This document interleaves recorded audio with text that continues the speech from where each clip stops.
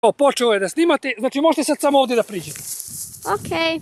Dragi gledalci. Poštovani dragi ljubitelji ovih ribolova, pa i Dejan Ilić.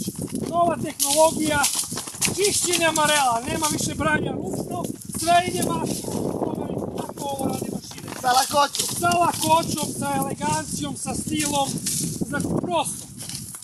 Svaka marela vam je 0,50 para, tako da znate. Napadale su Od nas preko imate 1000. marele, 1.500 dinara vam je kilogram, njih stanu 3000 komada u kilogram i nemate nikakav problem. Pogledajte sada ovu tehnologiju kako se to radi. I prosto, pogledajte. Lagano, elegantno, bez problema. Idemo sada sa druge strane. Kolega, izvolite, molim vas. Ja vam ovdje podržavam. Izvolite, sada možete slobodno tući. To je to, a? Da, izvolite, tučite. Slobodno. Tako je, kolega. Elegantno. Brži način branja od branja. Ovo je način branja, posle se sve ovo lepo očisti.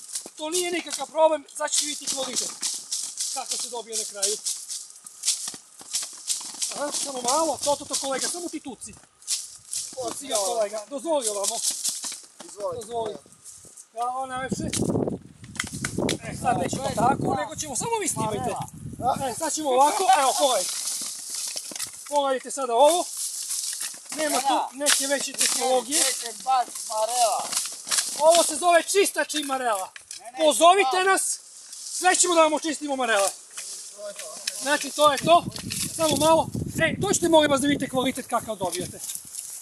Ovom tehnologijom, da ne bude, da bude sve i svašta unutra. Evo izvolite, pogledajte. Snimite, gospođo. To je taj kvalitet koji se dobija. To su dve gajbe. Dođite molim vas, ovdje su još. Sve zavisi od toga koliko imate na mareli. Danas dvojica mogu da naberu preko 35 gajbe. Na ovaj način, do 40. To da znate. Sve zavisi koliko ima. To je to. Ja sam Milan Impact Knives. Svako dobro. Prijatno. Sad pregledaj.